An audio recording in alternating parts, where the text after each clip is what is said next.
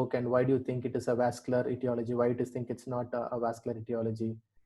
Where would be the lesion in the brain, and what would you do to the child? How would you manage in terms of physiotherapy, rehabilitation, and so on? Occur, why are not on audio, video? Yeah, I can put the video. No issue. I just thought, right. Is it okay now, sir? Fine. Yeah. Yeah. So that's how it is. Usually questions are asked, and sometimes if an examiner is keen upon, they may go into a bit of anatomical questions. Like in my MD, I had a stroke only in the child, stroke as an exam case, and the examiner went into too much anatomical details, including anatomy of the vocal cords and so on. So he went into a different level, but that depends upon purely upon luck. But basic students is expected to be very clear about what is an hemiparesis and what is an upper motor neuron lesion. It's otherwise very simple. But in terms of etiology, I think there is huge advances over the last maybe 10 years in terms of how we see a childhood stroke and how it is different from that of an adult stroke. So the format I'll be doing is the same, the CAPE format, but I'll just do in a reverse order. I will just tell the pathoetiology in the front, some theory about the different types of vascular strokes or vascular lesions that we can have, and then some points about anatomy, and then the history and examination, what we supposed to ask and what we're not supposed to miss, and then few case scenarios. I just put 2 case scenarios to show how we can use the CAPE format for to put in a logical sequence. So the pathoetiology is a bit theoretical. Just pardon me for that. I mean, I just want to put the salient points. Right? It is given in any standard textbooks. Even the new Nelson mentioned it very, very nicely. Okay. So stroke in children is not very common when you compare to that of adults, and it is also has certain different features. The incidence rate somewhere between 2 to 4 per lakh children, and it is much more common in newborn. Around 1 in 4,000, 1 in 7,000 children newborns can have stroke. One important difference in children is that stroke is not usually considered in your topmost differential diagnosis, unlike adults. So if an adult comes to the emergency room with a focal neurological deficit or with some weakness, the first thing that we think is usually a vascular stroke, and probably the adult will go for emergency thrombolysis or embolectomy and so on. Whereas in children, even if a child comes with a weakness, the thing that we usually tend to think is in terms of infection or a brain tumor or a brain trauma, even demyelination for that aspect, and then only a vascular cause like stroke is considered. And because of that, overall, universally, there is some delay before this particular diagnosis is reached, right? And one more difference is in child is that unlike adults, where the stroke or the vascular etiology is based upon your lifestyle risk factors like diabetes mellitus, hypertension, hypertriglyceridemia, and so on. In children, there are no such lifestyle risk factors. But of course, around 50% of children can have some underlying chronic illnesses which can predispose the child to a vascular stroke. Around 50% of children are otherwise very much healthy also. So this is 50-50. 50% have some risk factors and 50% of children are healthy. One more important thing which was also done in All India Institute of Medical Sciences when I was a resident was the risk factor analysis. And they found out the children can have 2 or 3 or 4 risk factors together. Like a child can have prothrombotic risk factors, he can have iron deficiency anemia, he can have a atrial septal defect, right? Or he can have a developmental delay, he can have a hyperlaxic joints. So multiple risk factors can converge in children in a same child with stroke. 10% stroke have no particular reason. So if I just want to say in one line, when we talk about stroke in children, they are predominantly arteriopathies, the vascular tendency to undergo occlusion, arteriopathies. This is a term. One more term for the same is vasculopathies, right? Vasculopathy. It is different from vasculitis, vasculopathies, right? When we say vasculitis, it means inflammatory cause where the vessel wall is inflamed, whereas a vasculopathy or an arteriopathy may not be because secondary to inflammation or infection. It can be spontaneous also. So one major group of childhood vascular stroke is secondary to vasculopathies or arteriopathies. And then we have some cardiac causes, especially congenital heart diseases. Systemic illnesses form a predominant chunk of stroke in children, secondary to sepsis, secondary to dehydration, secondary to meningitis, so on. They can also cause a vascular stroke as a secondary phenomena. Thrombophilias, of course, the procoagulation tendency would be a last group, right? So this is the sequence. Arteriopathies are more than cardiac disorders, are more than systemic illness, are more than thrombophilias. These are the 4 major groups in terms of children. We'll be seeing these groups and some conditions within them, okay? So roughly the numbers are 40% of strokes are secondary to arteriopathies, 30% are cardiac, and 20% are secondary to systemic illnesses, and 10% are secondary to thrombophilias. The risk factors, as I said, are non-modifiable in children. Like you can have genetic underlying predisposition, Down syndrome, you can have an underlying migraine. Only very few risk factors are modifiable, like an iron deficiency, anemia, right? And as I told, multiple risk factors can exist in a same child. So the diverse etiology or pathoetiology of stroke. This is a comparison between a pediatric stroke and a young adult stroke. The same thing which I told. The predominant group, around 40% of all children have what is known as arteriopathies, which is a tendency of the blood vessels to undergo occlusion. This can be secondary to a dissection. This can be secondary to what is known as transient cerebral arteriopathy, to a condition known as Moya-Moya disease, to a condition as a genetic arteriopathies, to primary vasculitis or secondary vasculitis, to a condition known as fibromuscular muscular dysplasia, so on. Whereas in young adults, the list says tobacco smoking, physical inactivity, hypertension, obesity, diabetes mellitus, predominantly your lifestyle disorders. And among your cardiac disorders, it is your congenital cardiac disorders or your the surgeries, open cardiac surgeries or cardiac intervention procedures have a high risk factor for stroke. Acquired heart diseases have a less risk factor for stroke. They do have, but it is less when compared to that of your congenital heart diseases. So what are these arteriopathies in children? It is primarily a radiological definition and a radiological diagnosis. It's an inherent tendency for the blood vessel to go under occlusion, and the imaging appearance shows either a stenosis, irregularity, occlusion, pseudoaneurysm, or dissection of the blood vessels, and it is not attributable to any exogenous thrombus like cardioembolism, and it is not considered as a normal developmental variant. So this is the definition for an arteriopathy. So arteriopathies can involve your large vessels, can involve your small vessels, it can involve one side of blood vessels, it can involve bilateral blood vessels, and so on. So it is primarily after your magnetic resonance angiography or your interventional angiography, where we demonstrate that the vessel has undergone stenosis, irregularity, banding, aneurysm, dissection, and so on. There's a classification for that. I'm not going into the details, but primarily the concept of classification are based upon whether it is a very acute arterial changes or whether it is a chronic arterial changes, whether it is involving the large blood vessel or whether it is involving the small blood vessel, whether it is associated with other inflammatory markers or it is not associated with any inflammation, and so on, right? Okay, so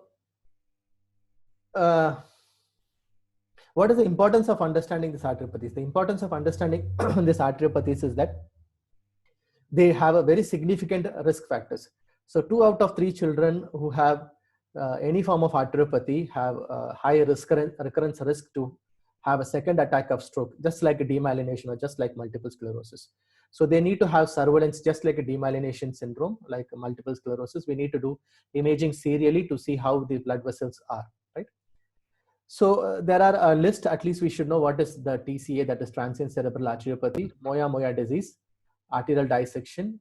These 3 conditions we should be aware of: transient cerebral arteriopathy, Moya-Moya, and dissection. So this list is not exhaustive, but I just have made a list: transient cerebral, Moya-Moya, dissection, genetic, primary vasculitis, and secondary vasculitis. So what is this transient cerebral arteriopathy? Again, the etiology, it could be after an infection. It's generally viral infections like varicella. So a varicella infection over the last 1 year, that particular history is very important, in which condition it is known as a post-varicella arteriopathy or a post-varicella angiopathy. Some other viruses or mycoplasma, even tuberculosis, these are HIV, these are known to be associated with these transient cerebral arteriopathies. Why it is called transient? Because usually the blood vessel changes tend to stabilize after 3 to 6 months. They show some progression in the form of, as I told you, stenosis or occlusion, but then after 3 to 6 months, there is usually a stabilization. There is no progression of this arteriopathy. But in case it persists and the further blood vessel source changes after 6 months, then the term is usually called as a focal cerebral arteriopathy. It's just, playing with the terms. As long as it is there within 6 months, it is called transient, and if it persists more than 6 months, it's called as a focal cerebral arteriopathy, right? So luckily, more than 90% of the children have non-progressive. 10% of the cases can progress. Usually, it involves your large vessels like your distal internal carotid artery or your proximal MCA artery. Sometimes it can involve the smaller, deeper branches, that is lenticulostriate branches of your middle cerebral artery, causing basal ganglia stroke. So usually, it is one particular well-defined area which is affected, right?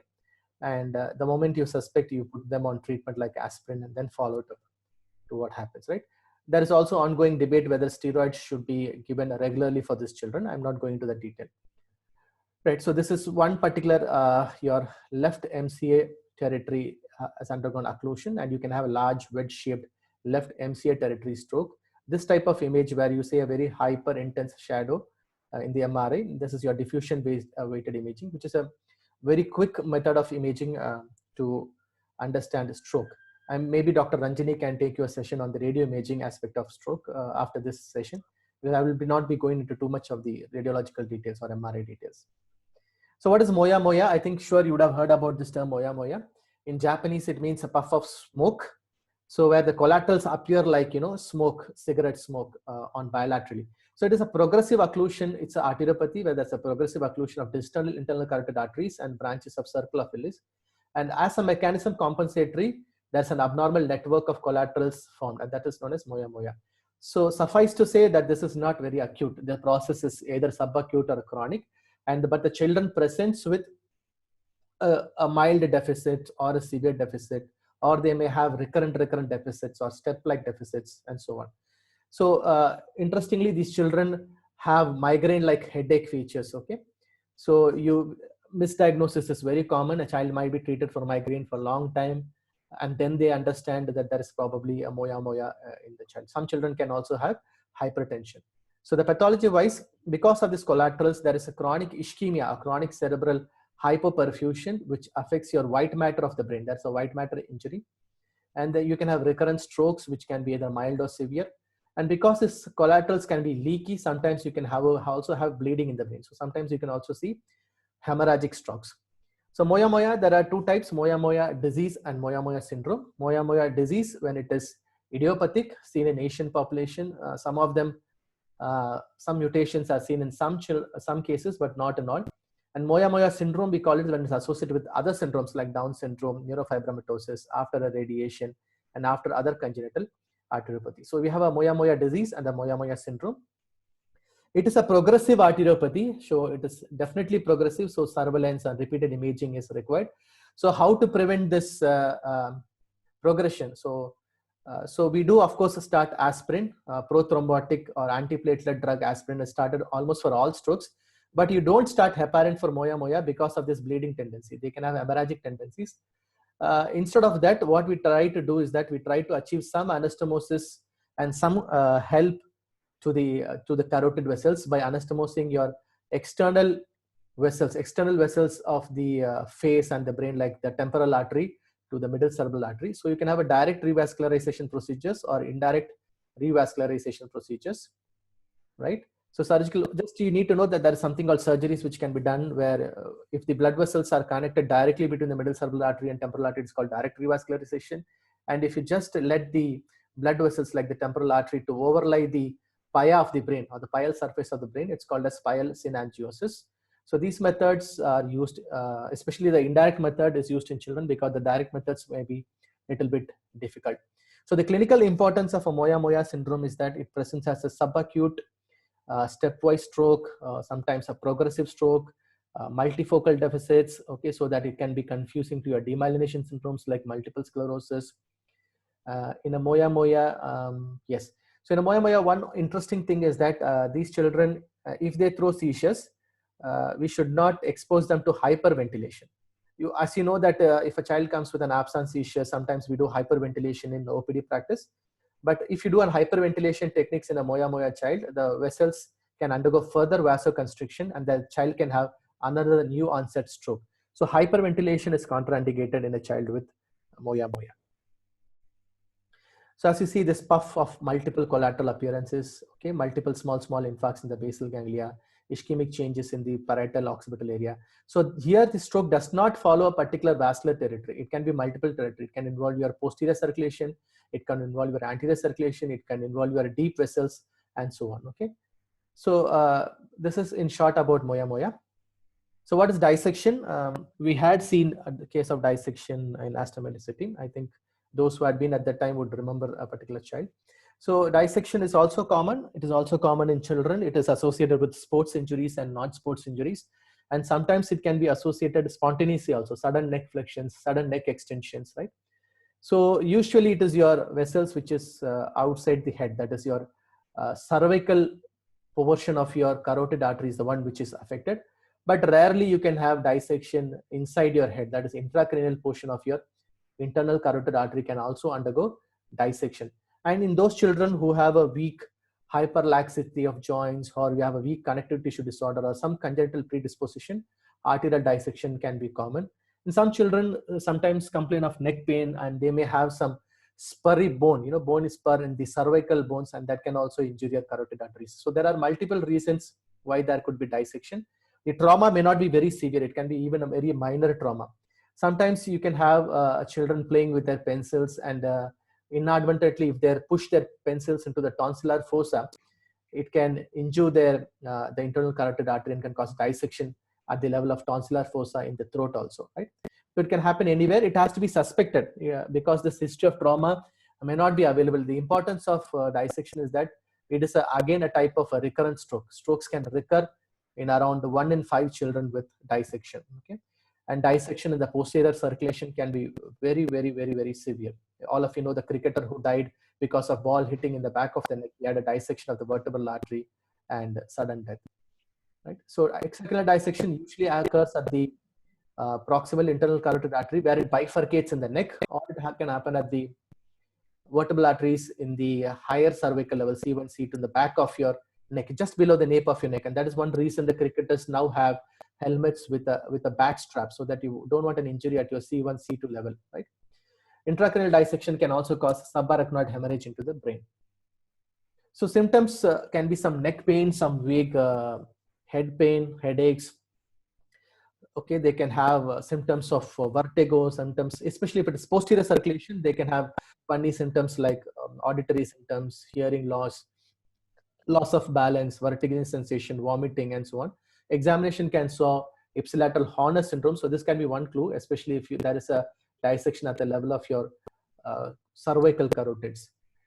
Interestingly, the stroke can be delayed for 7 to 10 days. Now, what happens here? There may be a small dissection, and at the place of the dissection, there can be a small in situ thrombus formation, and this thrombus then subsequently migrate and go and block the distal arteries and can cause infarcts.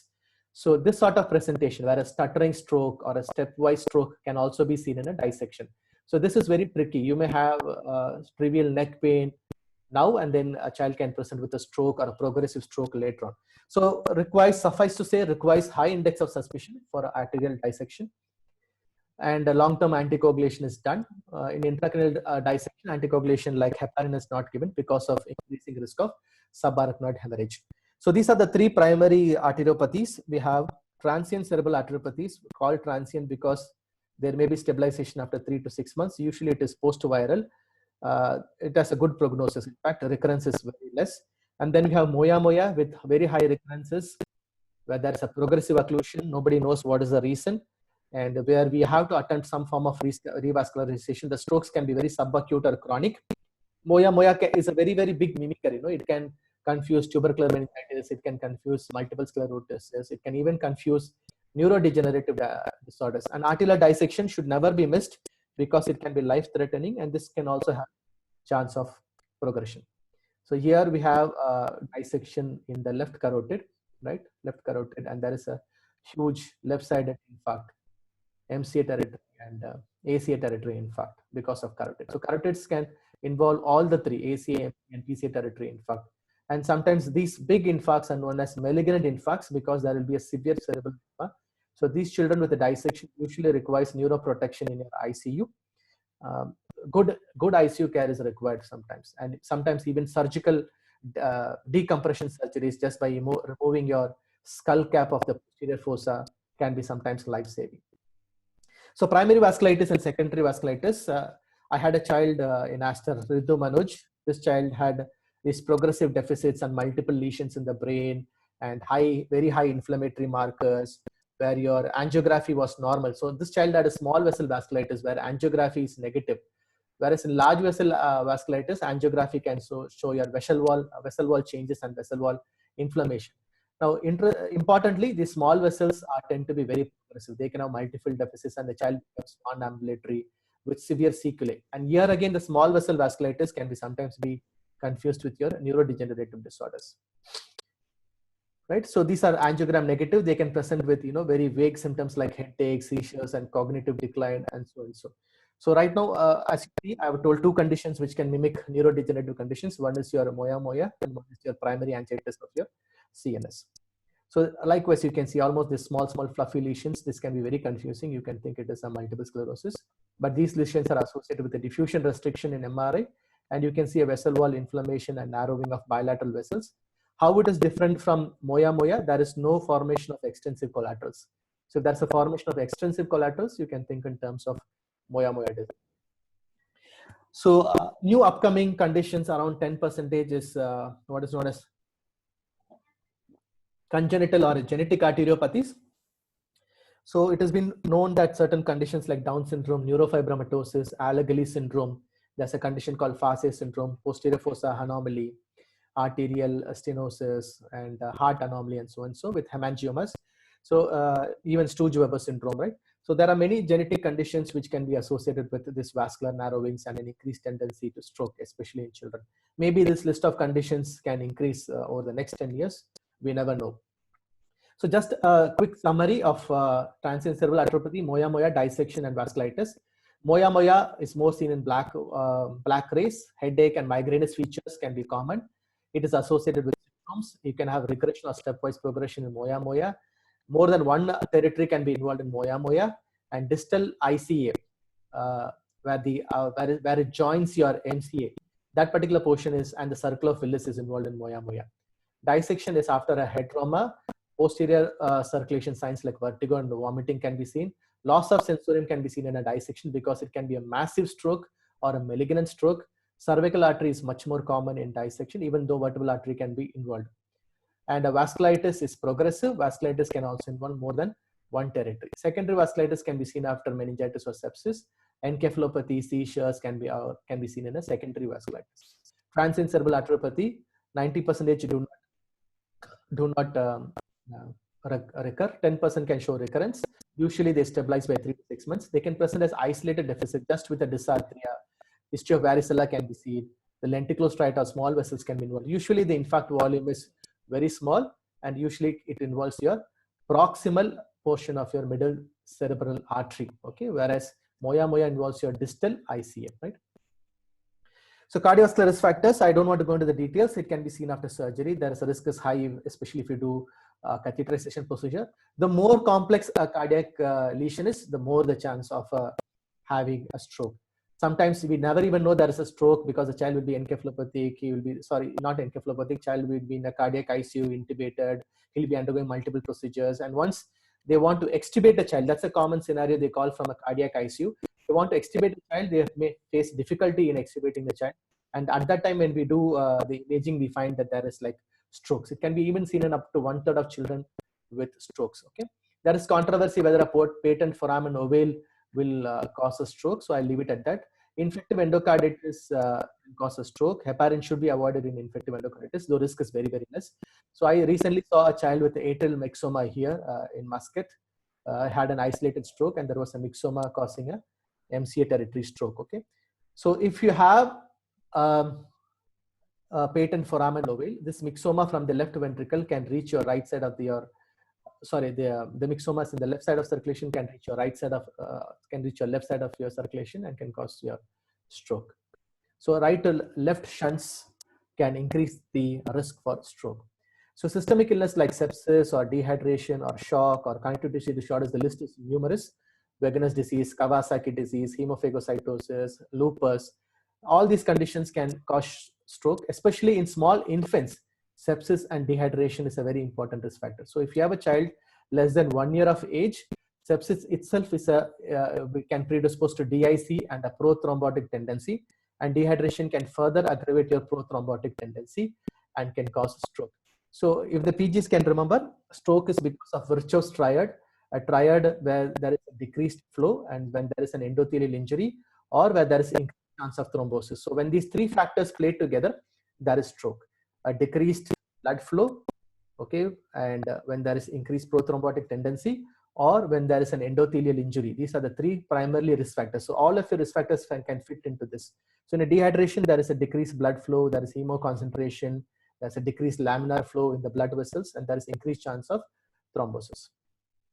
So testing for thrombophilia from 2010, recent guidelines says that please do not do thrombophilia testing for all. So I leave it at this. This is, I will not say that by testing is harmed. There are many centers where, for example, where I work also, where they do thrombophilia testing for all. Like every stroke would have a protein C, protein S, antithrombin, MTHFR testing, and so and so.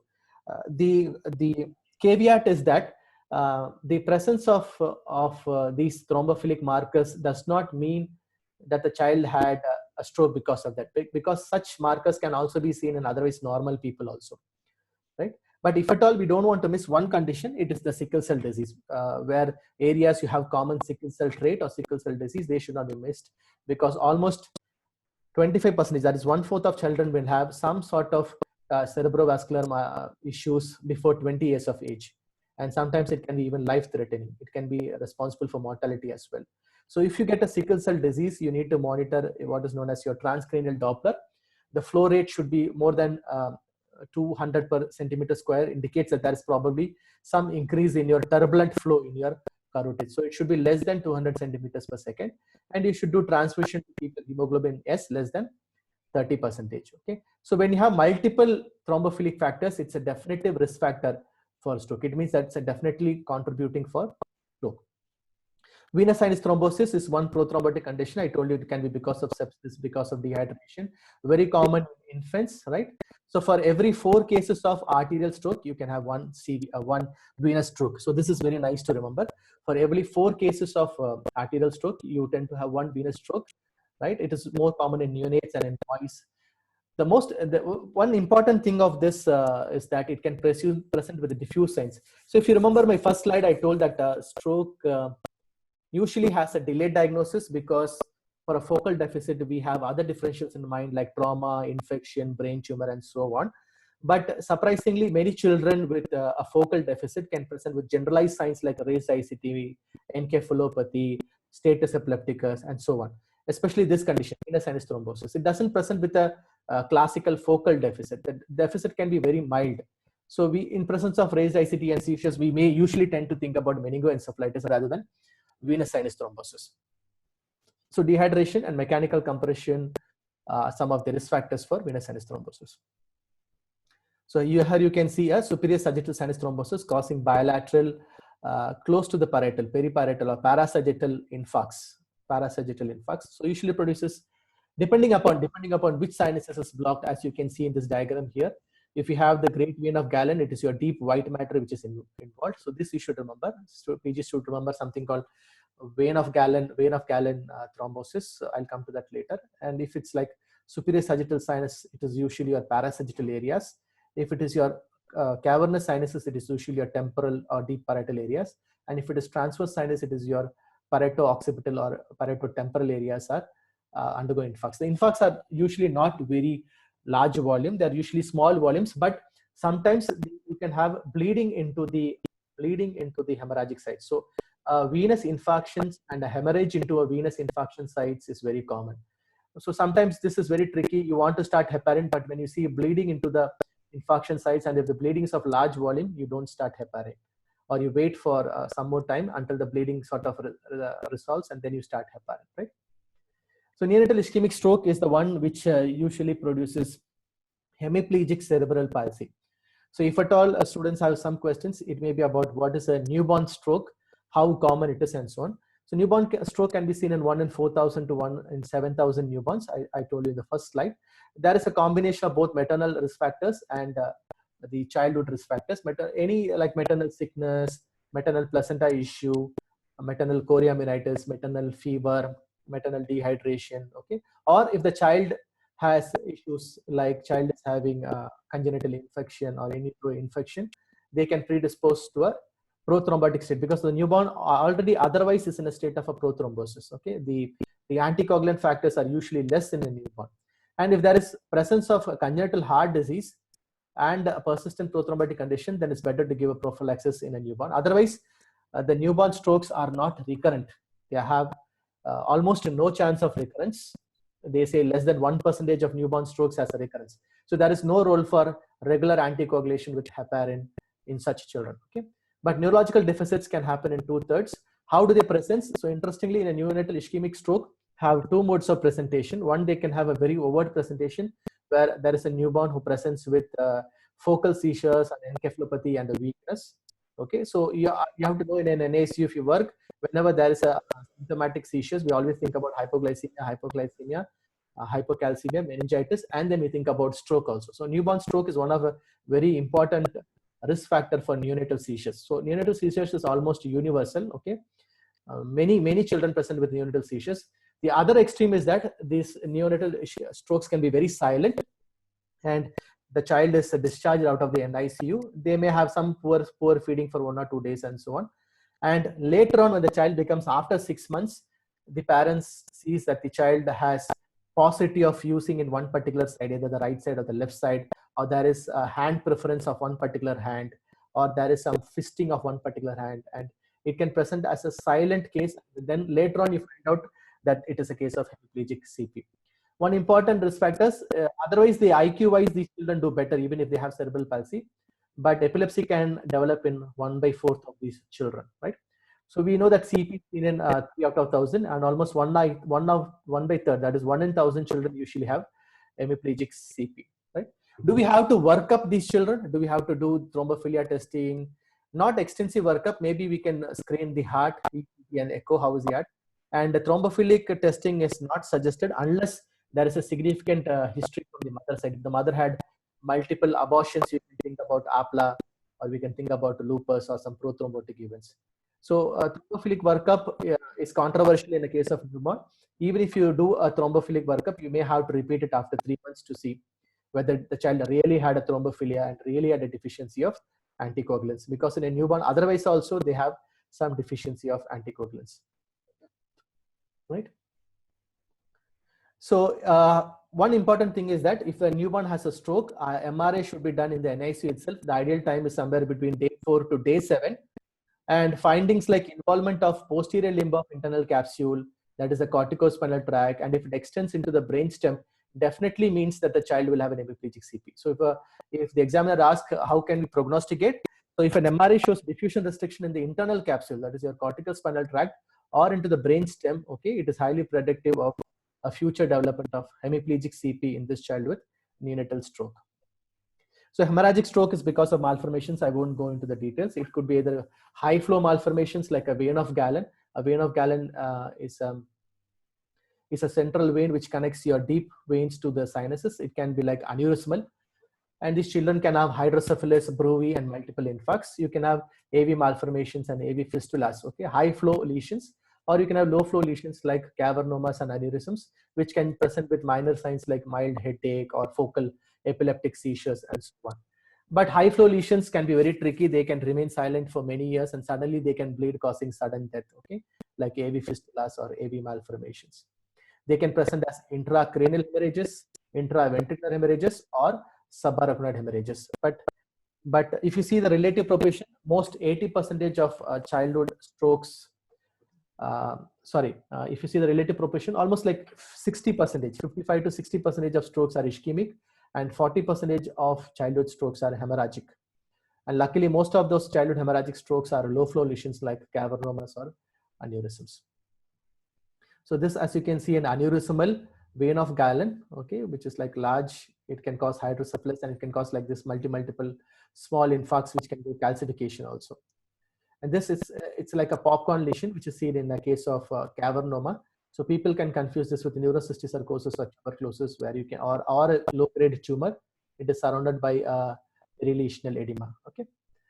So for a PG, important from this discussion, we saw about arteriopathies, we saw cardiac conditions, we saw thrombophilias, and some unusual causes for stroke. So if they ask what are the causes of recurrent stroke, recurrence is high in a case of arteriopathies, especially Moya-Moya disease or a primary vasculitis.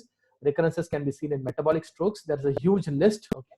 But at least you should remember mitochondrial disorders like ALS and homocystinemia. At least we have to remember two conditions. Maybe one more means Fabry disease, okay? Hyperhomocystinemia.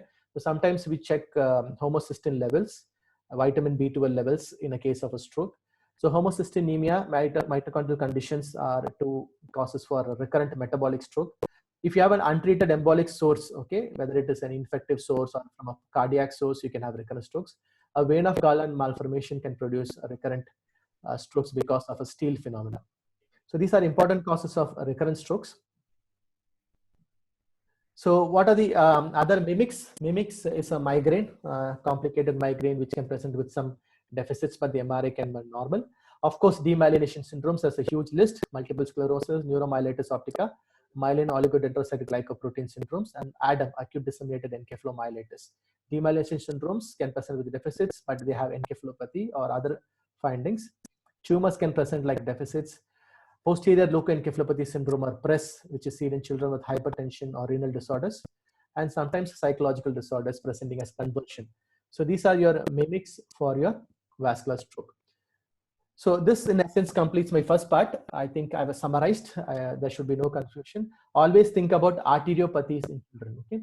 Whether this arteriopathies is genetically predisposed or spontaneous or inflammatory or non-inflammatory requires certain further investigation, okay? And you have to always rule out an underlying cardiac illness.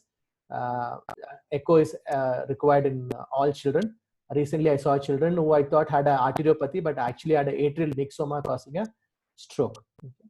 And then thrombophilia workup, it depends upon the situation, but yes, we can do for all children. But from 2012 onwards, there is the guidelines are not so favoring to do thrombophilia testing for all. It can be repeated only in a subset of children. So what is the vascular anatomy? I think I'll just finish anatomy in maybe next 10 minutes.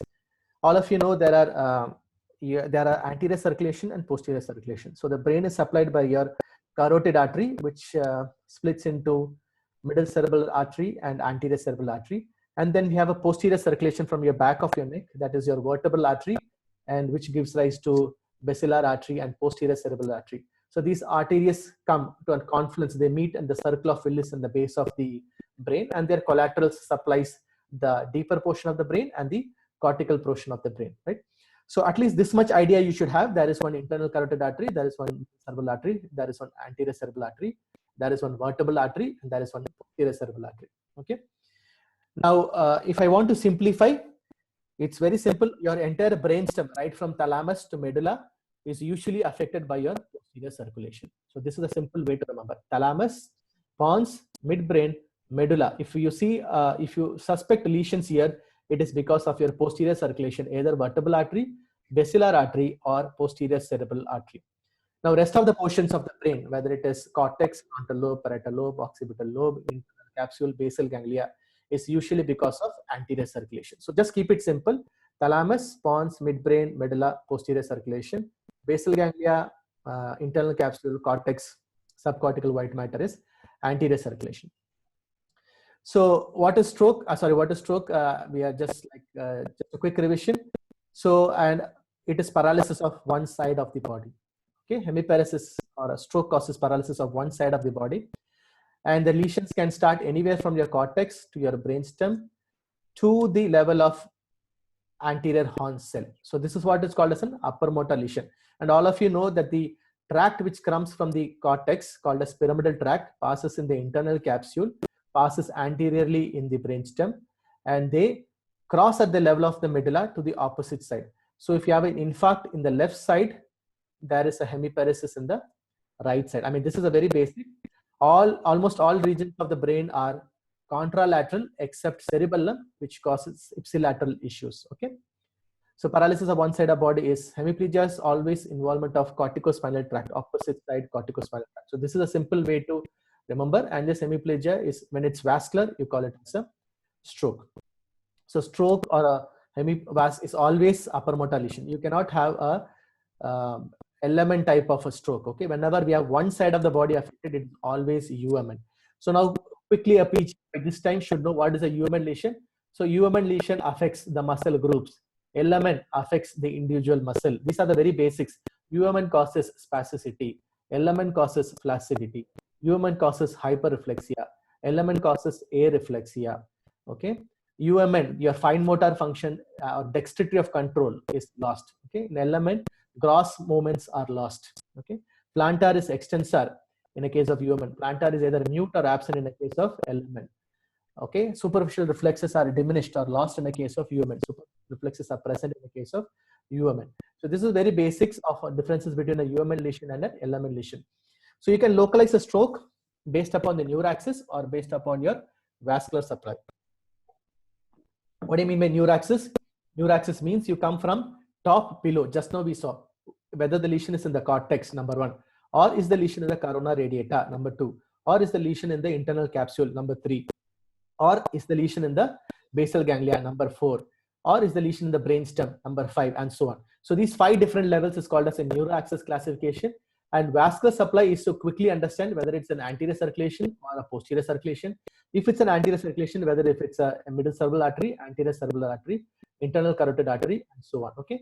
So if you read adult neurology textbooks, this is a huge topic. But luckily in pediatrics, we don't have to go so detailed. We just have to know just cross findings. For example, if a child has a vision involvement, okay, you think it's a posterior circulation. It's very simple. If a child has a brainstem signs, you know it is a posterior circulation. If the child has a upper limbs more than lower limbs, you know it's an anterior circulation, maybe middle cerebral artery.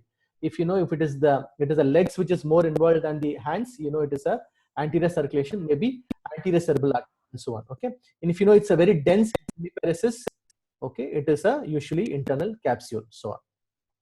So what happens if it is a cortex? So a cortex, it could be parietal cortex, frontal cortex, occipital cortex, etc. So cortical signs. So all of you know there are cortical signs. So cortical signs are usually your higher motor functions. Cortical signs are usually your higher motor functions. Okay. For example, if you have parietal cortical lesions, the higher motor function in parietal area is what is known as apraxia. Apraxia. What do you mean by apraxia? I cannot do a particular action even though I have a particular sensory system. Okay. For example, I ask the patient to show me to blow a candle in front of me. He doesn't know to do in a sequence. That's an ideomotor apraxia. So whenever you have a cortical lesion, your higher functions are lost, like speech, like apraxia, like agnosia, that is not able to recognize your sensory stimuli, called agnosia. Okay. Right? The weakness is not very severe. That's another important point. Whenever it's a cortex, the weakness is usually mild. If it's an internal capsule, the weakness is very severe. Because the cortical neurons are very excitatory, they can have seizures. Because you have the gaze centers in the frontal lobe, sometimes you can have gaze palsies. You remember in your session, I told about gaze palsies. What are gaze palsies? That you're not able to look at one particular side because of involvement of maybe frontal eye field. Okay. So if it's a frontal lobe, I would have told to my PGs when I was there, you have certain clues, like for example, there can be an emotional instability. A particular child will not be able to carry out commands. He cannot be able to do things in a sequence. That's very important. For example, if you ask him to arrange cards, you know, the playing cards in a sequence, like arrange cards by odd numbers, arrange cards by even numbers, he will not be able to do it. And these functions are known as executive functions. These are lost if it's a frontal lobe. With the frontal lobe, you can also have a Broca type of aphasia where he will understand, but he will not be able to speak. Okay. So one simple way to remember is that cortex produces 3 C's and 3 A's. Okay. So 3C is coma, convulsions, and cortical sensory loss, which is your not able to, like apraxia, is not able to understand what is cortical sensor is like. For example, if I give a coin or a square in the hand and ask him to appreciate, they will be not able to understand, called as graphesthesia, cortical sensory loss. So the 3 C's of a cortical lesions are coma, convulsions, and cortical sensory loss. The 3 A's of a cortex are aphasia, agnosia, and apraxia. Okay, aphasia, agnosia, and apraxia. Apraxia means not able to do things in a sequence despite having sensory systems. Agnosia is not able to recognize a visual thing or a sensory or any sensory thing despite having a normal sensory system. right? And the weakness is usually very, very, very, very, very mild. Okay. So if you have a lesion in the white matter that is coming from the corona radiata and that which passes into the internal capsule, this is very, very important. They produced monosigns, monosymptomatic. They are monosymptomatic. What I mean by monosymptomatic, just now I told you corticalis has 3 A's, 3 C's. They have like many pattern. Whereas if it's the internal capsule, only one thing is thing. It's either a pure sensory stroke or a pure motor stroke or a pure faciobulbar stroke or a pure dystonic stroke or a pure ataxic stroke. How is that possible? Because these white fibers relay information to particular areas. So if you have the white fibers which relay the information to the cerebellum is affected, have a pure ataxic hemiparesis or ataxic stroke. But for all practical purposes, we only see, or we only for PG students, we only see pure motor stroke or pure motor dense hemiplegia with like loss of power to a significant extent. 1/5 or 2/5 is seen in a case of internal capsule stroke. So examiner who is interested in anatomy can ask you what the blood supply of internal capsule supply. I'm not going to it in detail, right? Because I think it will be too much if I say about internal capsule anatomy. Okay, but one interesting thing is that one particular artery in the internal capsule, which is supplied by the anterior cerebral artery, can mimic the stroke of middle cerebral artery. So if you can just remember this one particular point, it would be useful. So there is one particular artery from anterior cerebral artery called as Hubner's artery, and a Hubner artery stroke can involve the face and the upper limb, and it can mimic a middle cerebral artery stroke. I mean, this much if you can remember, it's more than enough as far as internal capsule is concerned. So if you have a thalamic lesion, as I told you, thalamus is from posterior circulation, from posterior cerebral artery. So this is one box. Thalamus means box or a room. Actually, thalamus means a room. As you know, almost all the fibers have to cause to the thalamus.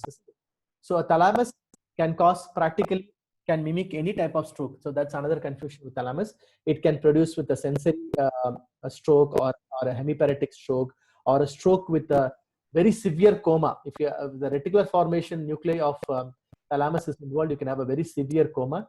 You can have an ataxia with thalamus. So to my PG students, I mean, I told before also, I repeat. So thalamus is one place which can produce all symptoms. It can produce, as you see, chorioathetosis. It can produce dystonia, right? So thalamic lesions is very tricky and very notorious to produce any symptoms in the brain. And these are like brainstem strokes. I'm not going into the detail, but like if you have a midbrain stroke, because this corticospinal tract is crossing to the other side, you'll have the hemiparesis on the other side and the cranial nerve findings on the same side. So if I have a right, let me see, midbrain stroke, I'll have a right third nerve palsy and a hemiparesis in the opposite side, okay, on the left side. This is called as crossed hemiparesis. So what is the important finding of brainstem stroke? It's a crossed hemiparesis, and there can be neighborhood signs like multiple cranial nerve nuclei can be affected, okay. So I think in my cranial nerve section, I told there's something called as Hutchinson pupils. If you have a very big compression, let me say that there's a compression of the left midbrain towards the right side, the uncus of the left side can be compressed, and in this case you have a false localizing sign. You can have a third nerve palsy and hemiparesis on the same side. So that is a very ominous sign. That indicates there's a herniation. So if you see a cranial nerve nuclei like a third nerve or a fourth nerve palsy and a hemiparesis on the same side, it is a very, very dangerous sign. It means that a herniation is going and the child may die, or there may be a immediate death. Okay, so it's a sign of herniation. There are many syndromes with midbrain like Weber syndrome, Pontine syndromes, and medullary syndromes. Okay, so a medullary syndrome can involve a 9th nerve, 10th nerve, 8th nerve, and so on. It can cause dysphagia, dysarthria. It can cause confusion. You may think it's a Guillain-Barré syndrome, okay, or you may think it's a polio. You may think it's a diphtheria, but it can become a brainstem stroke. So brainstem strokes can produce confusing pictures. I have to be very careful and try to localize and try to look for the other signs. So whenever you have multiple cranial nerve involvement, it's almost a definitive indicator that the brainstem is involved. And if you can pick up a crossed hemiparesis, then it's definitely a brainstem is involved. Blood supply of the brain. I mean, just one photo. All of you know middle cerebral artery supplies the frontal lobe and parietal lobe and the basal ganglia deep inside and the internal capsule. So a middle cerebral artery causes face and arm weakness, upper limb more than lower limb weakness. It can cause dysarthria. Like it can cause hemianopia also. An anterior cerebral artery supplies your frontal lobe, Okay, anterior cerebral artery supplies your frontal lobe, and it can cause, as I saw, ebulia, apathy, avolition. Okay, these are the 3 A's of frontal lobe. Somebody wants the 3 A's of frontal lobe: ebulia, apathy, avolition. Almost like Parkinson-like features can be seen in anterior cerebral artery. A posterior cerebral artery can cause a visual field deficits, or a vertebral basilar system can involve your cerebellum and brainstem and can cause ataxia, eye changes, dysarthria, and so on. So vertebral basilar system is very tricky. Okay, should not miss it because it can be life-threatening. And if you have sinuses, it can usually present with generalized signs like headache, vomiting, papilledema, and bulging anterior fontanelle. That is venous sinus thrombosis. So we can call it as vascular syndromes in adults. We call it as TACS, that is total anterior circulation syndrome, and all the 3, anterior cerebral artery, middle cerebral artery, and posterior cerebral artery, is involved because usually because of dissection or because of presence of fetal artery. So in the circle of Willis, if you have a fetal artery or a very small artery, sometimes all the 3 major trunks can be involved in thrombosis. Partial anterior circulation syndrome, or we can have a lacunar anterior circulation syndrome, which is a small vessel occlusion, very commonly seen in adults with hypertension, right? You can have a MCA territory syndrome, ACA territory syndrome, PCA territory syndrome, and anterior choroidal artery syndrome.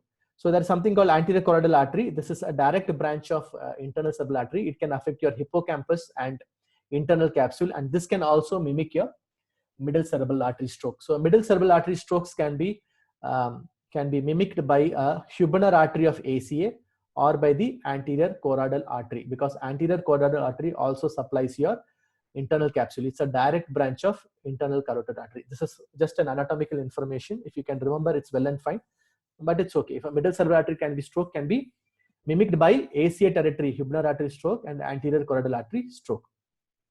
So this is a list of the syndromes. If you want to take a snapshot, you can see. I just put a circle in Huberner artery stroke and anterior choroidal artery stroke. Huberner artery supplies anterior limb of internal capsule. It can cause face and arm weakness, whereas choroidal artery supplies posterior limb of internal capsules. It can also cause a contralateral hemiparesis. So these 2 can mimic your MCA territory stroke.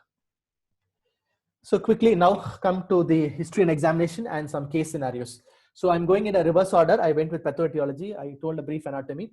So now if you have an idea of anatomy, so you know if it's a subacute presentation, it could be like moya in a child, right? And if there are like multiple deficits, it could be a moya or a vasculitis. You know that roughly the onset of dissection can present even 7 to 10 days after a particular trauma is there. With all this information, if you take a very focused history, and you know that varicella is associated with an arteriopathy. So a history of varicella, like 1 year, can give a clue that this can be because an arteriopathy secondary to varicella. So if you have all this information in your back of the mind, right, you can ask a very focused history. So history, always we want to know the onset, whether it is fulminant onset. So fulminant onset usually indicates hemorrhagic stroke, like a child is studying for exams and suddenly has loss of syncope and a massive intracranial hemorrhage, is usually a hemorrhagic stroke. If you have a stepwise or a progression, it could be any of this vasculitis or moya or Rasmussen encephalitis and so on. So other risk factors like dehydration, iron deficiency, traumas, varicella, you need to ask. You need to ask about family history, of course. You need to ask about birth history, of course. If there is any known genetic syndromes, chronic disorders like chronic cardiac disorders, chronic renal disorders like nephrotic syndrome, sickle cell anemia history, developmental history, history of epilepsy, that is history of comorbidities like epilepsy, movement disorder, cognitive decline. Okay, this is just to see how we are going to rehabilitate the child. So you need to see the comorbid history as well. And if there is like episodic encephalopathy or multi-system complaints along with stroke, you will be careful that this is not fitting into a simple stroke. So this could be a mitochondrial disorder. Drugs of abuse, and if young girls, oral contraceptive drug history, oral contraceptive pills can increase risk of thrombotic strokes. Drugs of abuse like cocaine can increase the risk of vasospasm and stroke. Okay, so this particular snapshot is to know that you have to ask the onset history, you have to ask the risk factor history, you need to know the background history, you need to know the comorbid history, and you need to know other multisystemic history. Okay, there may be something that I would have missed, but you can just think about it, right? So of course, clues from the skin like a neurofibroma is one of the risk factor for Lisch nodules for moya syndrome. Okay, you can have a hemangioma indicating Stouch-Joubert syndrome. So you can have same-sided ischemic strokes in the right vascular territory. Okay, Cafele spots along with neurofibromas or other syndromes, axillary freckling indicating neurofibromas. You have an albinism with homocystinuria, with mental retardation, with phenylketonurias, lens dislocation, inferior nasal lens dislocation with homocystinuria, lens dislocation with sulfide oxidase deficiency, hair changes with Menkes syndrome, and so on. Okay, so this is a hemifacial atrophy. Last time also I showed you, this is a Parry-Rombock syndrome, which can be sometimes associated with stroke. Okay, this particular face has a scleroderma-like changes. You can have scleroderma-like changes indicating a connective tissue disorder and so on. So usually in children, as I told you, 50% can have some form of background disorders or conditions. So always keep in your mind and look for it. If you look for it, you may able to diagnose this better. Only 50% case are de novo or fresh onset strokes, right? You can have neurocutaneous markers like lines of Blasko. You can have angiokeratomas. This can give a clue of metabolic conditions like Fabry disease. You can have a very large head with prominent veins. And if you check with a stethoscope, you may be able to auscultate bruit. So presence of a bruit in the skull can indicate that there is probably a vein of Galen malformation. So if you get a bruit over the orbit, it can indicate that there is probably intracranial carotid stenosis. It's very rare. This sort of fisting of one side of the arm, this is called as Critchley sign. So if only one hand shows fisting, it indicates it's probably an old stroke, right? Fundus is important. You can see battered baby syndrome. Sometimes you can see retinitis pigmentosa. You can see changes of hypertension. You can see changes of cholesterol emboli in adults, not especially in children, but rarely you can have congenital hypertriglyceridemias with cholesterol emboli or lipid emboli. Okay. So never forget to palpate the carotids. Okay. So not only the central arteries, all the peripheral arteries should be palpated. So any asymmetry in palpation can indicate it's probably an arterial vasculopathies. Bruit can be auscultated in the carotids or over the eyebrows or over the scalps. These are some things that we tend to forget in examinations, that we need to palpate the carotids. We have to check the forelimb BP and so on. Okay. So examination is for tone, power, and coordination, and pathological reflexes, Babinski's, Chadocks. All pathological reflexes are exaggerated in a stroke, right? Every stroke child will have a particular posture. You can see this video. The left upper limb is flexed, internally rotated, right? Internally rotated. So this sort of posture where the right upper limb is flexed and internally rotated. You can have a hemiparetic gait, right? With a hemiparetic posture. This child is having a weakness on the right side. This is because of increased spasticity on the right upper limb flexors and right upper limb adductors. Sometimes when you do a Moro in this child, you see that the right hand is open, but the left hand is not open, such an asymmetric Moro. So this is one early marker. So the size of the nail growth, okay, nail growth will be reduced in a case of hemiparetic side. If you have an asymmetric Moro on one side, if you have a fisting on one side, right? If you have an early hand preference before 6 months of age or before 1 year of age, these are some of the early markers for a hemiplegic CP. All of you know that it is always UMN. I just told you distribution, DTS is increased, Babinski is increased. Okay, muscles are spastic. Spasticity can be created. All of you know what is a spasticity. It is velocity dependent. So if I do very fast, I can feel a catch phenomena. Okay, in the particular muscle groups. Okay. So hemiplegic CP, look for early markers, look for primary impairment, look for where the weakness is, and look for secondary impairment like contractures, and you have to advise for early rehabilitation. So in this way, we can summarize a case. So always we say a stroke is acute onset, but you can have subacute onset or a chronic type of strokes also. Left-sided dense hemiplegia, anatomically it's a right posterior limb of internal capsule, probably non-inflammatory vasculopathy, and etiologically probably Moya disease. So this is how you summarize a case. Management, I'm not going to the detail. You work up for the etiology. Of course, MRI is required as soon as possible. Maybe you can have a session of MRI with Ranjini to, after this idea, you can just go and discuss what are the different features that you can see in a stroke. Okay. And etiological is basic risk factor screening for iron deficiency anemia, thrombophilias, and cardiac screening. Okay. And depending upon the case, you can narrow down your etiology. If you want to do a metabolic etiology or a genetic etiology, of course, you can proceed. So one important idea is that you need to prevent further strokes. How can you prevent further strokes? And where do you need to do it? So this is one important question. Do every stroke requires prevention? Answer is no. Okay. So arteriopathies requires prevention, like Moya. Okay. So you have to put on long-term aspirin. Like if there is a transient arteropathy, you can put aspirin for like 1 year and see what happens.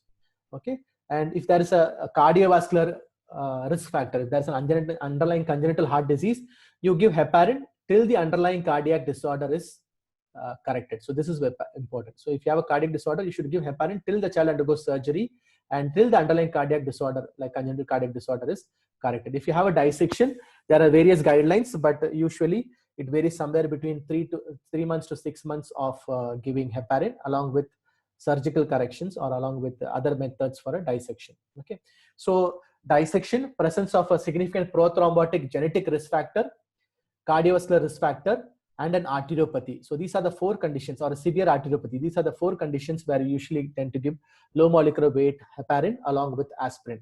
So let me repeat, it's either a severe arteriopathy, underlying severe cardiac conditions, okay, if there is a cardiac cervicocranial or a cervicoarterial dissection, right, or a prothrombotic genetic risk factor. These are the conditions that we give low molecular weight heparin, and we have to advise rehabilitation as which is required. In rehabilitation, there are maybe one thing that PG should be know, what is known as a CIMT, or a constraint induced movement therapy. CIMT, or a constraint induced movement therapy. So this is applicable to infants or children less than 3 years of age. So the hand which is not hemiparetic, or the normal hand, is usually restrained with a sling. All of you know the orthopedic sling, and if you sort of restrain that particular sling, the child will start using the hemiparetic hand more. Okay, so this is known as constraint induced movement therapy, or CIMT. So this is one method you can advise even in your OPD. Try as much as to use the hemiparetic hand. Because of synaptic plasticity, children show more recovery when they are encouraged to do so, right? So quickly, 2 case scenarios. So we have an 11-year-old boy with acute onset vertigo and imbalance. So this is a child I saw in Aster only. I mean, those who remember maybe Sajina or Ranjit can remember this child, where this child was admitted in pediatrics actually, because he was a doctor's kid, gastroenterologist kid who had come from England, and he was an active cricketer, and he had presented with 1-day history of vertiginous sensation and giddiness. They came with an outside MRI which was normal. Because of this excessive giddiness and vertiginous, labyrinthitis was thought, but he was progressively worsening the next day. He had very difficulty in standing and sitting, and he had tendency to sway towards right. He had increasing somnolence, difficulty in speech and swallowing. So he had showed a right limb dysmetria was there. There is swaying to the right side, right gaze side evoked nystagmus, mild dysarthria was seen, right? But there's no weakness on the limbs. So he had shown a right lateral medullary syndrome with cerebellar infarct. This child was then taken to the PICU. Immediate surgical decompression was done. Okay, and the child is now doing fine, and he's back to his cricket. I mean, the father sends me images from England.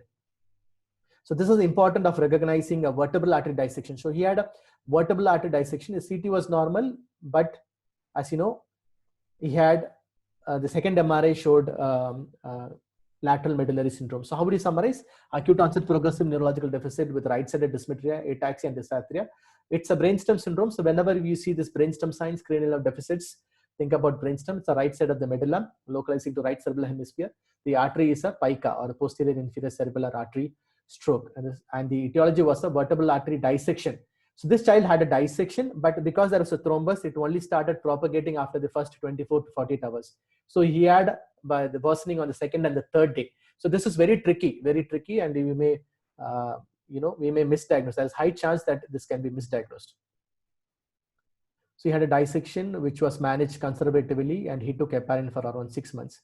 So a 7-year-old child with chronic headache. This is a 7-year-old girl with long-standing headache from six years of age for the last 1 year, which became more severe and frequent. He developed headache with right hand and numbness for 48 hours. There was no overt weakness, but a very mild numbness, no encephalopathy, no vision disturbances. Okay, so just with headache and numbness, the differential diagnosis is very vast. We may think the child has demyelination or multiple sclerosis and so on, but the child had a left supraclavicular bruit. So this is one clue. Carotids bilateral were palpable, right? There is mild hand grip weakness in the right hand. So once you get a bruit, there is some degree of stenosis which is going on. And this child had a right Uoman type of facial palsy and a right hemiparesis. So where do we localize this? This child has a right Uoman type of facial palsy and a right-sided hemiparesis. There is a bruit in the left supraclavicular carotid. And what do you think about the child? So just with this, you understand it's an anterior circulation stroke causing a upper limb weakness more than the lower limb weakness, a mild weakness. Okay, there is no seizures. So there is no, it's not cortical, probably it is a subcortical, but there has been recurrent headaches for the last 1 year, which are looking like migraine. Okay, So what happens next? So when we did an MRI, this showing right internal carotid artery occlusion, also left MC artery stenosis and numerous collateral vessels, which is consistent with Moyamoya disease. So surprisingly, this child despite having bilateral blood vessel changes, was very silent and had produced only mild weakness in the one hand. Okay.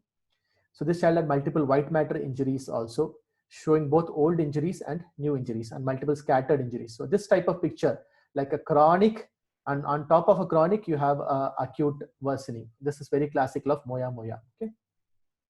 So chronic episodic headache followed by subacute right faciobrachial weakness, left MCA territory stroke, Cory arteriopathy. In view of chronic history, Cory Moyamoya disease. So this is how we summarize. Okay. So I plan to do a lot of case scenarios, but I thought I'll just restrict with 2 because it should not be too much. I think we have finished 1 hour. Just some quick questions for the PG. So what are the causes of recurrent hemiplegia? So I just now told you, maybe you can just revise it. One could be an arteriopathies like Moyamoya or a vasculitis, or it could be a scenario where you have a cardiovascular embolic source is still present, like if you have a valvular vegetations, right? Or it can be a genetic arteriopathies with the tendency to produce recurrent strokes, or it could be a mitochondrial disorders. What are the causes of progressive strokes? Usually Rasmussen encephalitis, Moyamoya can also cause a progressive weakness. Why to palpate carotids in strokes? We want to check for bruits and we want to check whether both pulses are equal. Asymmetry in carotids can indicate evolving carotid stenosis, more common in adults, but sometimes can be seen with inflammatory arteriopathies, Takayasu arteritis, and so on. So in children. So what are the metabolic causes of stroke? At least we should remember MELAS, that is mitochondrial, and homocystinemia. So what are the rehabilitation maneuvers helping hemiplegic CP? It is a CIMT, or constraint induced movement therapy. Why is facial palsy not seen in hemiplegic CP? I think last time I told you, in utero, both the facial nerve nuclei has a bilateral, both the upper half and the lower half have as bilateral innervation. So in a case of a hemiplegic CP, in utero, the other half takes over and helps in the recovery of the facial nerve nuclei, and hence facial nerve palsy is usually not seen in a hemiplegic CP. What are the signs to elicit a mild hemiparesis? So what are the signs to elicit a mild hemiparesis? Very subtle hemiparesis is that you ask the child to extend both the hands with the palm facing upwards and keep it for some time, and ask the child to close the eyes. Close the eyes. It's very important to close the eyes. So slowly we can see a drifting of the hand which is weak. So if the right hand is weak, there will be slow drifting of the hand, and the hand pronates and sort of flexes at the elbow and internally adducts. So this is called as pronator drift sign, okay, or Barre sign. Okay, there is also one more sign. The child is having a mild leg weakness. We can ask them to walk with the legs everted. If they walk with the legs everted, they have a tendency to fall on the side which is weak. This is known as fog sign. So 2 signs for mild hemiparesis are pronator drift sign, okay, also called Barre sign, B-A-R-R-E, Barre sign, and fog sign. What are the causes of gradual onset hemiplegia? You can have a small increasing lesions like a cavernomas, okay, or you can have conditions like Moyamoya where the onset can be very, very small, or you can have vasculitis, which can also be preceded by days of fever before you have a stroke. So what is crossed hemiplegia? In a case of a brainstem lesion, we have an ipsilateral cranial nerve signs and contralateral weakness. This is called as crossed hemiplegia. So what is cruciate hemiplegia? I mean, this is a question from adult, but a cruciate hemiplegia is that when you have a lesion in the upper medulla, sometimes both the corticospinal tracts are involved, okay? I mean, this is anatomically I need to explain, it's a bit difficult because some corticospinal tracts also loops from the medulla upwards. So if your bilateral corticospinal tracts are involved at the level of the medulla, you can have both the upper limbs which are more affected and one lower limb is affected. So it is almost like a Jesus Christ sign. You know, Jesus Christ, like when he was put into crucifixion. So both upper limbs would be weak and one lower limb would be mildly weak. So this would look like a cruciate sign. So this is known as a cruciate hemiplegia. We know what is the role of pyramidal system. Pyramidal system like corticospinal tract helps in fine motor control. And what is the role of extrapyramidal system? Extrapyramidal syndrome is the one which controls and smoothens the baseline movements. When we are walking, our hand swings, okay? Our basic locomotion system is cross motor function, or locomotion is smoothened by the extrapyramidal system, including the basal ganglia and the cerebellum. So what is the blood supply of internal capsule? Internal capsule has blood supply from middle cerebral artery, from anterior cerebral artery, one of the branch of anterior cerebral artery called Hubner's artery, or the anterior limb of internal capsule is supplied by Hubner's artery, and one branch directly from the internal carotid called anterior choroidal artery supplies the internal capsule. Okay, so this is I think whatever I could remember I told. So my take home message is that any focal deficit, think about stroke. Okay, of course in children you can have demyelination, you can have infection, you can have tubercular meningitis, you can have a slowly growing tumor, but also think about stroke. Your examination and history will help us to localize. Okay, at least you should know where it's in the neuroaxis, it is cortical or